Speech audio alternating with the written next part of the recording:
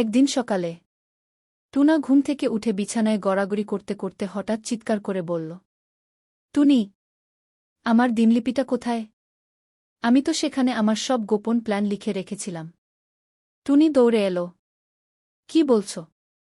যদি কেউ পড়ে ফেলে তাহলে তো সব গোপন কথা জানাজানি হয়ে যাবে।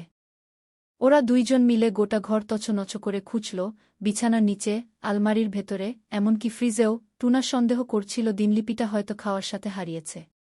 তখন হঠাৎ একটা হাসির আওয়াজ শুনে ওরা বারান্দায় গেল। দেখে পাশের বাসার ছোট্ট বাচ্চা রাব্বি দিনলিপিটা নিয়ে পড়ছে।